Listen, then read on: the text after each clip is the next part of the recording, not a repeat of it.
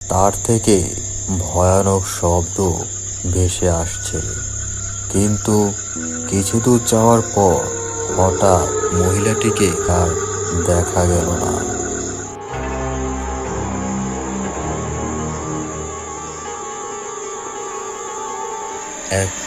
এক পা করে পিছাতে থাকলো।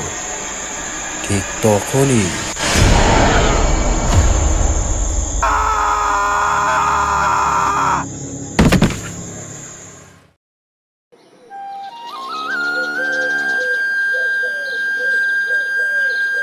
সময়টা শীতকাল।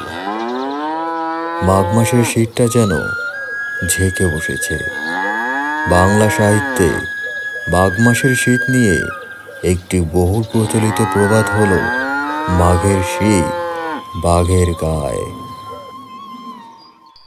এই প্রবাদ দিয়ে শীতের তীব্রতাকে বোঝানো হয়েছে। মাঘ মাসে এতটাই শীত পড়ে যে বাঘও শীতে কাবু হয়ে যায়।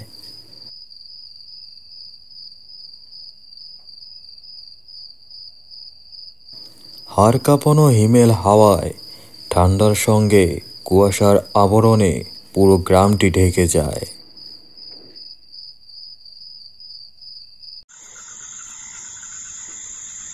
গ্রামটি ছিল খেজুর গাছের জন্য বিখ্যাত।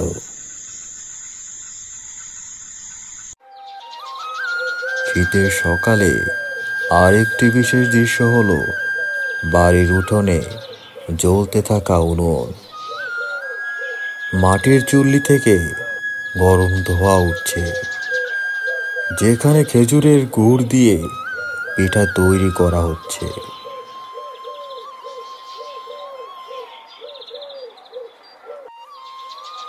খেজুর রস আছে, খেজুর রস রাখবো নাকি? খেজুর রস।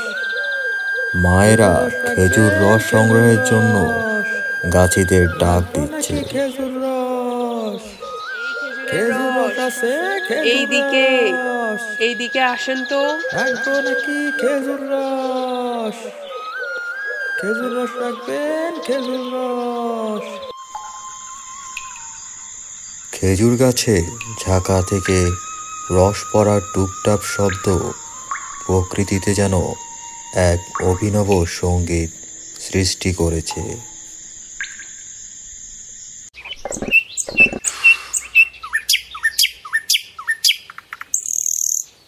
অন্যদিকে গ্রামের বয়স্করা নদীর পাড়ে বসে চাদর মুড়ি দিয়ে হুক্কা টানছে, আর আড্ডায় চলছে শীতের কথাবার্তা। শীতের সকালে এই শান্ত, সরল ও নির্ভেজাল দৃশ্য যেন প্রতিদিনের জীবনের এক নির্মল প্রশান্তি এনে দেয়।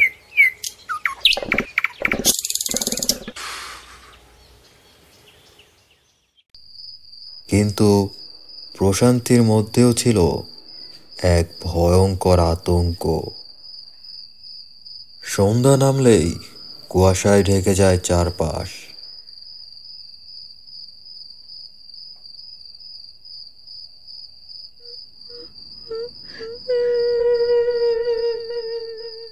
রাত গভীর হলেই শোনা যায় অদ্ভুত কান্নার শব্দ।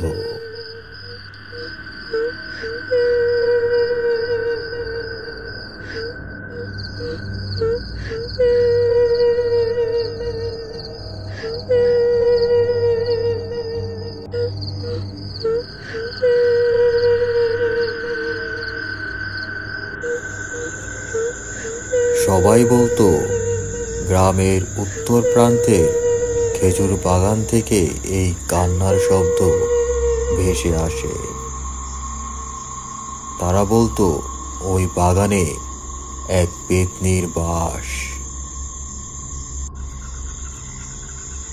লোকমুখে শোনা যেত বহু বছর আগে সেই বাগানে এক মহিলা মারা গিয়েছিল। গভীর রাতে সেই মহিলা খেজুর বাগানে গিয়েছিল রস চুরি করার উদ্দেশ্যে। কিন্তু তখন একটি খেজুর গাছ থেকে রস ভর্তি হাঁড়ি তার মাথায় পড়ে ভেঙে যায়। প্রচণ্ড যন্ত্রণায় মারা যায় মহিলাটি।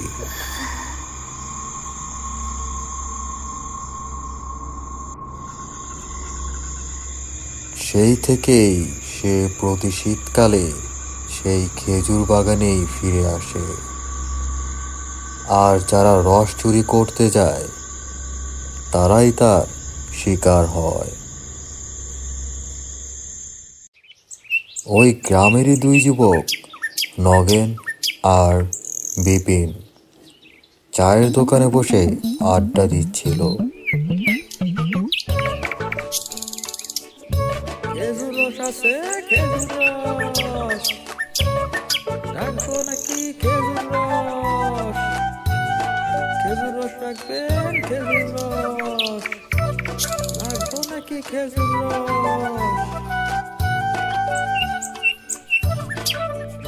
বিপিন,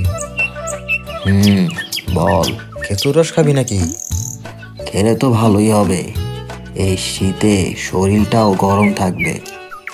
তা খাওয়াবে এটাকে তুই? আমি স্যার আর কে খাওয়াইব? তা কিভাবে খাওয়াবি? তোদের তো নাকি খেজুর গাছই নাই, কিনে খাওয়াবি নাকি? কিনে খাওয়াবো কেন রে? আমাদের গ্রামে কি খেজুর রসের অভাব আছে? আর খেজুর রস খাইতে আবার খরচা করা লাগে নাকি? তো কিভাবে খাওয়াবি? কেন, উত্তরে যে খেজুর বাগানটা আছে ওইখান থেকে এক হাঁড়ি ভোরের আলো ফোটার আগে যে নিয়ে আসলেই হবে। খেপেছিস?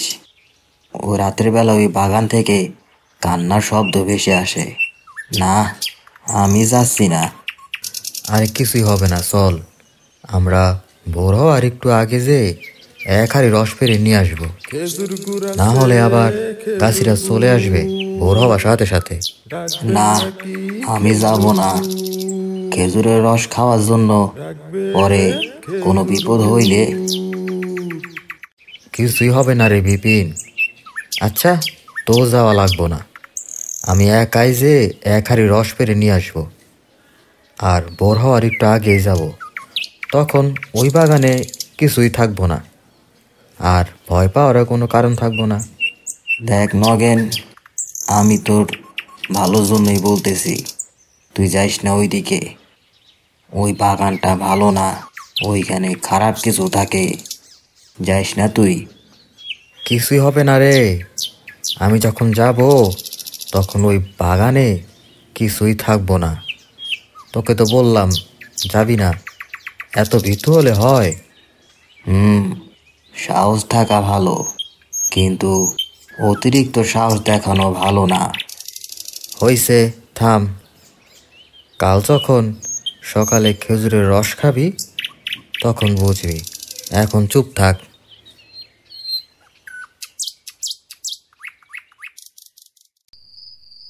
সেদিন রাতে উত্তর পাশের খেজুর বাগান থেকে তেমন কান্নার শব্দ শোনা গেল না।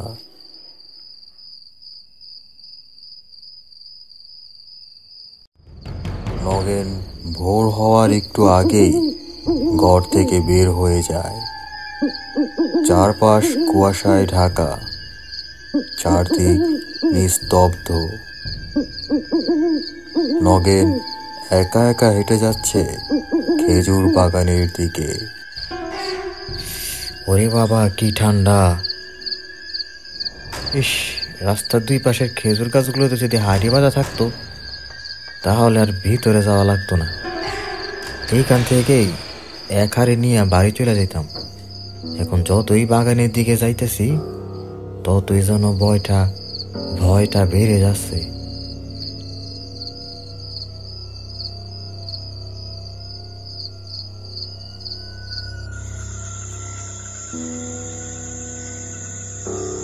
নগেন বেশ কিছুক্ষণ পর বাগানের ভিতর পৌঁছে গেল। বাগানের ভিতর ঢুকে নগেনের মনে ভয় যেন আরো বেড়ে গেল। গা ছমছমে পরিবেশ, চারদিকে কুয়াশায় ঢেকে আছে বাগানটাতে। ওরে বাবা রে, খেজুরের বাগানটা কেমন যেন নিস্তব্ধ, কেমন একটা গা ছমছমে পরিবেশ। শরীরে কেমন যেন একটা কাঁটা দিয়া উঠতেছে। না, এখানে বেশিক্ষণ থাকা যাইব না, তাড়াতাড়ি একটা হাড়ি নামায়া বাড়ি চইলা যাই। এই কথা বলে নগেন গাছে উঠে যায়। সে যখন খেজুর গাছের হাড়িতে হাত দিল, তখন চারপাশের বাতাস ভারী হয়ে উঠল। এক অদ্ভুত শীতল অনুভূতি তার শরীর ছুঁয়ে গেল। তখন সে গাছের উপর থেকে নিচে কাউকে দাঁড়িয়ে থাকতে দেখল।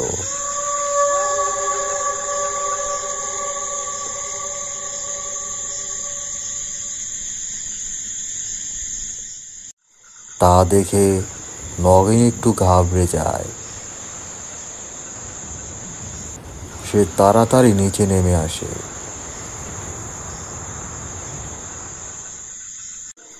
নিচে নেমে নগেন আর তাকে দেখতে পায় না। নগেন যেই আবার তার চাদরটা নিতে যায়, তখন আবারও তাকে দেখতে পায়। দূরে সে দাঁড়িয়ে আছে। কে কে কে কে ওইখানে?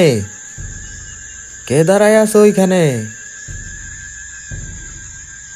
কিন্তু কোনো উত্তর এলো না। সে ভয়ে ভয়ে এগিয়ে গেল। কি হইল? কথা কয় না কেন?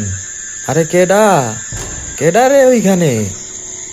সে যখন তার দিকে এগিয়ে যেতে লাগলো, সে বুঝতে পারল একটি মহিলা অন্ধকারে দাঁড়িয়ে আছে, আর তার থেকে ভয়ানক শব্দ ভেসে আসছে। কিন্তু কিছু দূর যাওয়ার পর হঠাৎ মহিলাটিকে আর দেখা গেল না।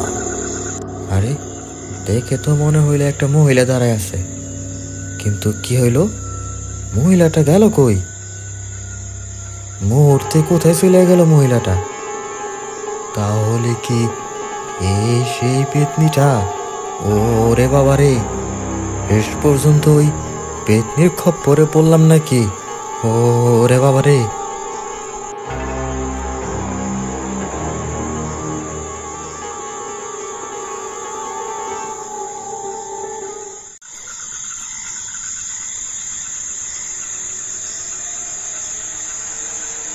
নগেন ভয়ে ভয়ে পিছনের দিকে এক পা করে পিছাতে থাকলো।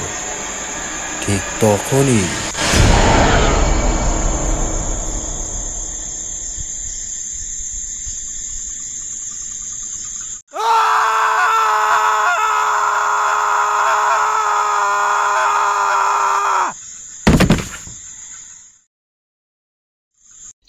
ভোরে গাছেরা খেজুরের রস সংগ্রহ করতে এসে তাকে জ্ঞানহীন অবস্থায় পড়ে থাকতে দেখে সেইখানে।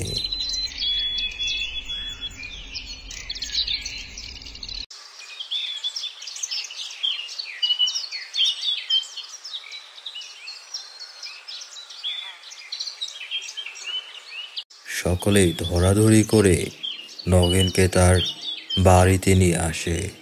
অনেক চেষ্টার পর তার জ্ঞান ফিরে আসে, কিন্তু